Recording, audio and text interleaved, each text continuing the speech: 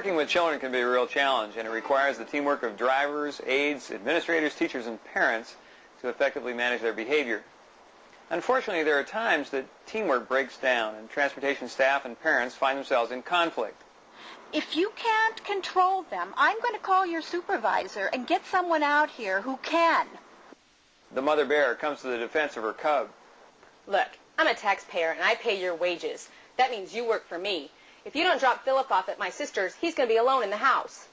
The parent wants special treatment. Look, nobody here is going to interfere with me seeing my family. Now step out of the way. The non-custodial parent is threatening to take the child off the bus. Whatever the situation, our goal in developing this tape is to give you some practical ideas for resolving disputes. In the worst situations, that may mean that you're able to encourage an irate parent to leave the bus, and in the best, that you're able to make the parent your ally. And as we begin, let's take a quick look at what we'll be learning in this session. First, we'll be talking about two skills that can be used to build a bridge between you and the parent. And these skills will help you to gather information and to reduce the emotional intensity of a conversation. The first skill is the power of questions, and the second is the effective use of the empathetic response. Next, you'll be given a variety of techniques for dealing with the angry parent for diffusing their anger. There will be times when your efforts to diffuse will be unsuccessful, so you'll be given 4 verbal steps for encouraging the parent to follow your direction. And finally, you'll be given a 3-step approach for disengaging yourself from the difficult parent if the situation is just not getting better. When drivers come in contact with a distressed parent, it's not uncommon to have a couple of different reactions. The first, to interpret their frustration as personal, to lose sight of the message because of the way it's being communicated, and to become defensive. Can't you get better control of these kids? Do you think that I should have to do that and drive at the same time? The other is to try to move to a solution before we have a clear picture of what's really going on. Can't you get better control of these kids? What do you think I should try? If you aren't aware of what the problem is, it's difficult to come up with a solution. And it's at times like this when you need the power of questions to find out what's going on. Brief, clearly stated questions will help you to understand what's happening. Sometimes the parent's emotions are simply the tip of the iceberg. They let you know that there's a problem, but you need to get below the surface and find out what it is. The best questions are open-ended. Questions that give you more than a yes or no answer, and usually start with the words who, what, where, when, or how. Try to avoid the why question, because it tends to move away from the facts. Why do you think you said that to your son? Because he's a mean, self-centered little brat. And may even be seen as judgmental. Why do you think your son reacted the way he did? Are you suggesting my son should just sit there and take it? The most powerful question is the what question, because it does the best job of helping you to get at what's under the surface. Mrs. Smith, what was the difficulty on the bus yesterday? That Harrison boy was giving Jeremy a terrible time. And what was he doing? Didn't you hear him? He was near the front of the bus. What did the Harrison boy say? He told Jeremy to give him his lunch money. And what happened then? Notice how the questions are keeping the parent focused on what happened and how they help the driver to avoid being sidetracked and from getting defensive. For some parents, it's enough that you've heard what they have to say. And once they've given you the picture, they're able to let it go. But there'll be times when gathering the facts isn't going to be enough, and you'll need another valuable skill. When emotions are running high, they can begin to mask the issues. And one of the ways that you can encourage parents to let go of the emotion is to acknowledge them, to empathize. Empathy is the ability to see a situation from someone else's perspective. It's not sympathy or your emotional response to the situation. We tend to fall into 2 traps in our effort to convey our concern, and they're often poorly received. Watch this situation and notice what happens when the driver tries to convey that they understand what the parent's saying, and then to apologize. Do you have any idea what the kids are saying to my son? Well, I guess I'm not sure what you mean. What I mean is the kids are making fun of my son, and I won't tolerate it. I'm sorry. I had no idea your son was being bothered. You being sorry doesn't help my son one bit. I understand. I mean, it's an awful thing to have people make fun of you. It is a good thing to say that you're sorry when you honestly feel that you've been at fault. But did you notice that when the driver said that they were sorry, it produced a negative response? In this situation, the parent became more irritated. Then the driver said, "I understand," and the reaction was just as negative. The problem is that the driver is talking about what they think and feel, and what the parent needs is to know that they've been heard. Watch the difference in this conversation. Listen to the empathetic response one more time, and let's take a look at its important ingredients. Do you have any idea what the kids are saying to my son? Well, I guess I'm not sure what you mean. What I mean is that the kids are making fun of my son, and I won't tolerate it. What are the kids saying? They've been calling him names and telling him that nobody likes him. So you were frustrated because your son was being bothered and it looked like I wasn't doing anything about it. Well, yeah, he didn't even want to go to school today. He was so upset. First, the parents' feelings were acknowledged. So you were frustrated because... Secondly, the driver stated as clearly as he could the reason for the feeling. Your son's being bothered and it looked like I wasn't doing anything about it. He wasn't necessarily agreeing with the parent, but he made it clear that he heard what she had to say. And thirdly, the statement was delivered in the past tense, suggesting that the problem is in the past and not the present, which tends to take some more of the emotion out of the conversation. There will be times when the intensity of the contact with a parent is much higher, but these are valuable tools to remember even when you're in the heat of a verbal battle.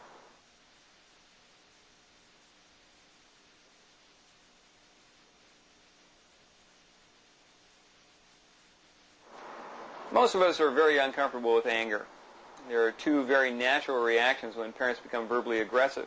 One is to fight, not physically, but to take the person on verbally, the best defense being a good offense. What's the matter with you people? It's your job to make sure that nobody messes with the kids on the bus. Hey, look, I'm doing the best I can. If you think you can do any better, be my guest. They're always looking for new drivers. And the other is to draw back, to pull inside, to flee. Oh, you don't necessarily run off your bus, but you may back off hoping that the storm is going to blow itself out. If you can't handle these kids, maybe you should quit and they can get somebody in here who knows what the hell that they're doing. Hey, Mrs. Smith, I'm really sorry. I had no idea what was happening. Neither of these approaches to anger tend to produce good results. The goal when you're dealing with an angry parent is to encourage them to think rationally rather than emotionally, to begin to get some perspective on what it is that made them angry. We're also trying to interrupt the pattern of the parent's anger because we know that once the pattern is broken, it'll be harder for the parent to get the same level of intensity back. Now, here are a few approaches that you can use that will move the parents from emotion to perspective, or the reason for the emotion, and break the rhythm of the angry behavior. Watch carefully and consider what the driver is doing to deal with the parent's anger. I've had it with you people. You're really angry. You're darn right I'm angry. What is it that made you so mad? The way you people treat my son. What did I do that really offended you? He's a very sensitive child, and you've really hurt his feelings. How did I hurt his feelings? Well, you made him sit in the front of the bus. Now all the other kids have teased him. So you were frustrated because your son was embarrassed by the other kids, then? Well, yeah. Kids can be really cruel.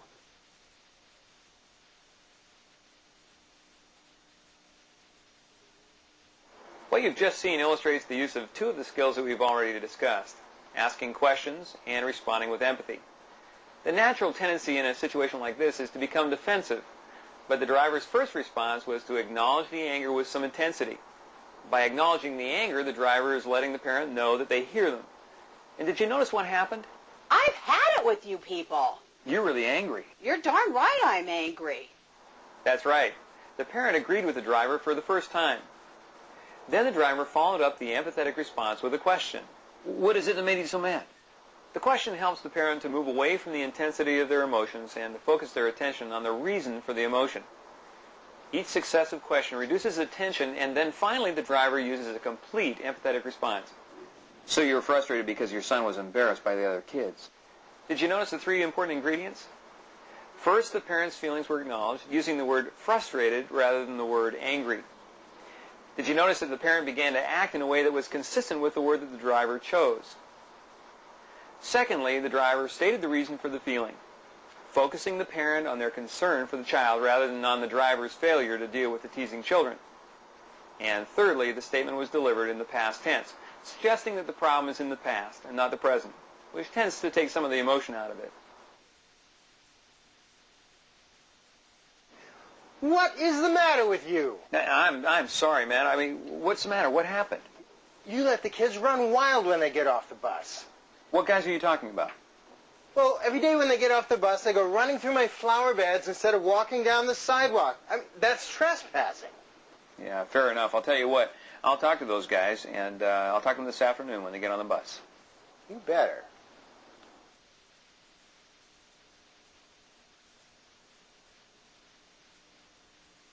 In this approach, the driver gives the impression that he has no idea what's going on. And, of course, that's pretty much the truth. It's called feigned confusion because the driver is using his hesitant speech, his raised eyebrows, and his open hands to send the message that he's in the dark. As a result, the angry homeowner takes the time to fill the driver in, and as he answers additional questions, he moves away from his emotion to the reason for his anger. Did you notice the line that the driver used to bring the conversation to its conclusion? Yeah, fair enough. I'll tell you what. I'll talk to those guys, and I'll talk to them this afternoon when they get on the bus. Remember what we said about the power of words? The two words, fair enough, have a curious effect. They send the message that the complaint was fair or reasonable, but they also send the message that it's enough. You really upset my son. What did I do that upset him? You didn't even thank him for the card. He was really upset. He said you were too busy with the other kids. Well, you might have been right about that. You know, sometimes I wind up spending so much time with the kids who are a problem that some of the good kids fall through the cracks. Well, I know it must be difficult, but he really likes you, and I really hated to see his feelings hurt.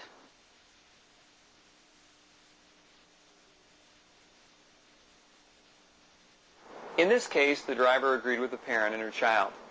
The parent was expecting resistance, but rather than defending his position, the driver took responsibility for the problem. The parent wasn't expecting that, and it encouraged them to stop and to think. Let's take another look at paradox as it's being used in a more intense situation. The parent stands at the bottom of the stairs and asks the driver to come down and talk to her. She appears irritated, but keeps a pretty good lid on it until the driver moves to the bottom of the stairs. Would you please come down and talk to me for a minute? I would prefer the kids not hear what I have to say. How can I help you today? The question is, how can you help yourself? I'm not sure I understand what you mean. If you want to drive this school bus, you'd better get a clue as to what's happening on it. Those little brats, what they're doing. What are the children doing that's bothering you? If you can't control them, I'm going to call your supervisor and get someone out here who can. Oh, that might be a real good idea. I mean, if I'm not doing a good job with the kids, my supervisor really wants to know. And it might be a good idea if we just sat down and talked about it for a little while, talk about what's happening. Well, I don't have a lot of time, but if you could keep a better eye on those children who are bothering my son, that would be good. What are they doing that's bothering Jason? Well, yesterday, they were all...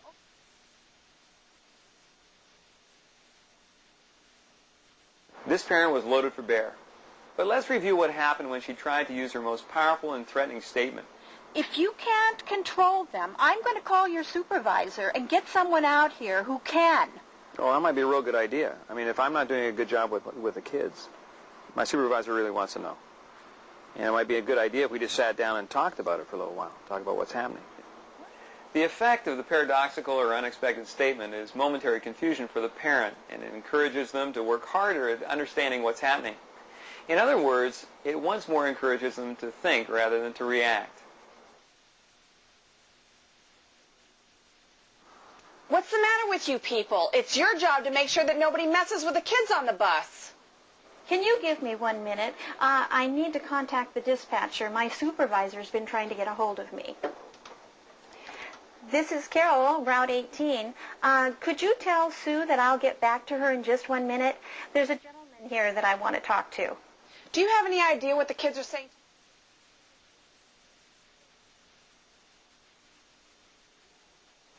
The phone call interrupted the parents' anger. They were still agitated, but they lost some of their intensity while they waited for the driver to finish what they were doing.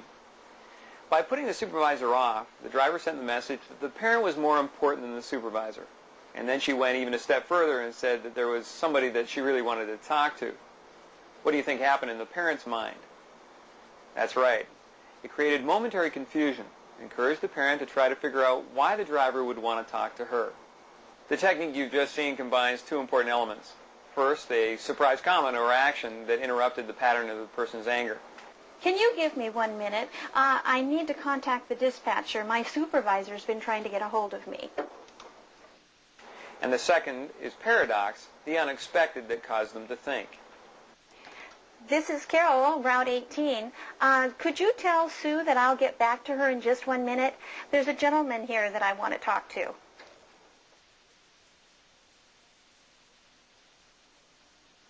There are times when it's not reasonable to allow the parent to continue to talk to you. You've tried every explanation you can think of, and the parent won't let the matter go. You're getting behind schedule, and you have to get the kids to school. Emotions, yours and theirs, are getting in the way of working anything out. Or maybe you're not the person who has the information or the influence to fix the problem. At times like these, you need to be able to withdraw, to end the conversation. So let's take a look at 3 verbal steps that will help you to end the contact. The first step is to let the parent know that you're not going to continue the conversation, and the words that you're going to use are going to be important. Listen to these statements, and you'll notice the importance of the words that you choose. I won't talk to you anymore right now. This driver is saying that they refuse to talk to the parent, and they chose the power-oriented word won't to make the point. I can't talk to you anymore right now. How does that sound? Well, of course, it did sound like either the driver had other priorities that were more important than the parent, or they were overwhelmed. Now, listen to step 1 of the technique. Ma'am, I'm not going to discuss it with you any further right now. The statement has 2 very important elements. First, the driver simply states a fact. I'm not going to discuss it with you any further. And then ends the sentence with 2 words, right now. The driver is letting the parent know that in the future, under different circumstances, they would be willing to work at resolving the issue. You can expect that the parent will try to press on through, but rather than responding to their comments, move on to step 2. You may even find that it's necessary to interrupt. Tell the parent the reason for your decision. So it might sound like this. I'm not going to discuss it with you any further right now because we're making a lot of noise here and it's upsetting to the children. I'm not going to discuss it with you any further right now because what's happening is you're telling me to ignore the behavior of a child that might cause injury to another child. I'm not going to discuss it with you any further right now because I don't have the power to make that decision. Once you've told them the reason, let them know the conditions under which you'd be willing to work with them or what they can do to solve the problem. And it might sound something like this. I'm not going to discuss it with you any further right now because we're making a lot of noise and it's upsetting to the children. But I'd be more than willing to talk to you if you'd like to give me a call down at the transportation office at around 8:45. Once you've completed the 3 steps, break eye contact or telephone contact with the parent. Let's look at the 3 steps being used in the office and on the bus.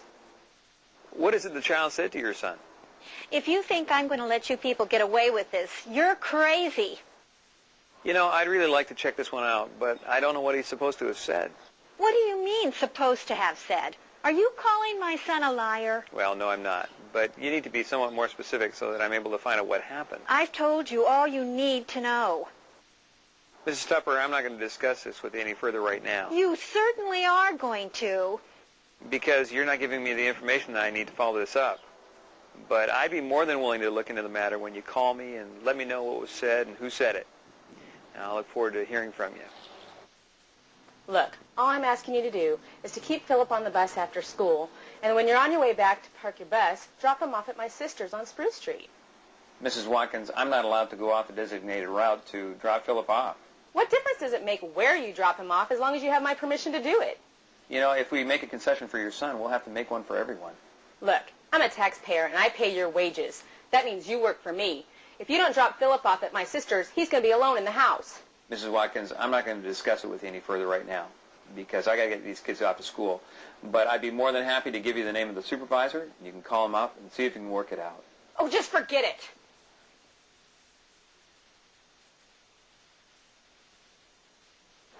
There may come a time when you're unable to withdraw and find it necessary to direct the parent to leave the bus.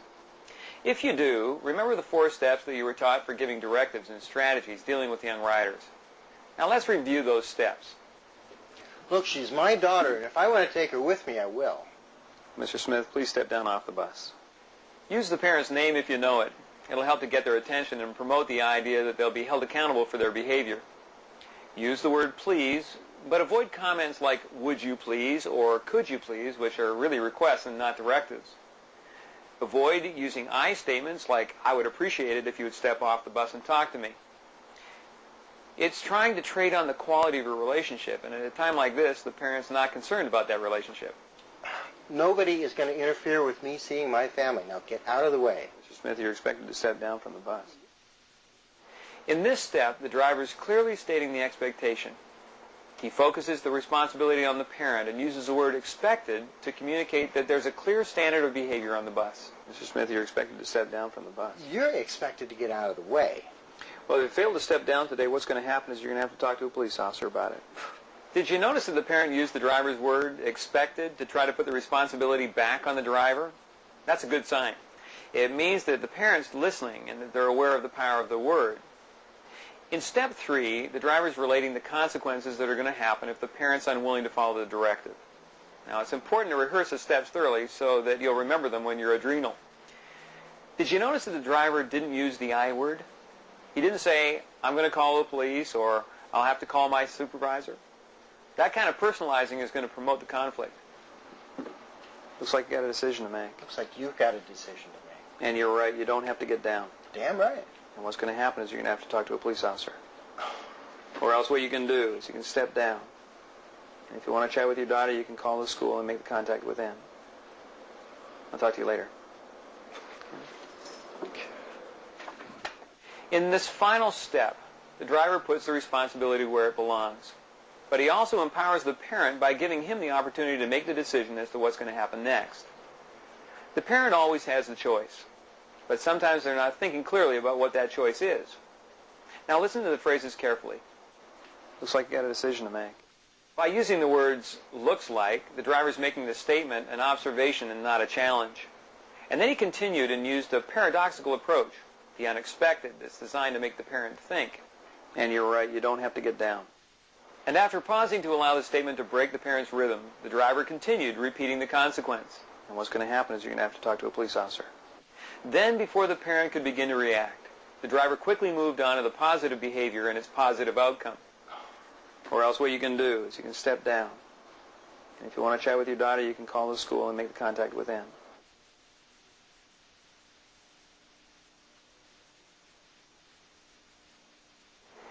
I hope that you've noticed that once you become comfortable with the skills that you've been taught today, there'll be less chance that you're going to resort to efforts to exert unnecessary power or to withdraw and allow the parent to dictate the direction of the conversation.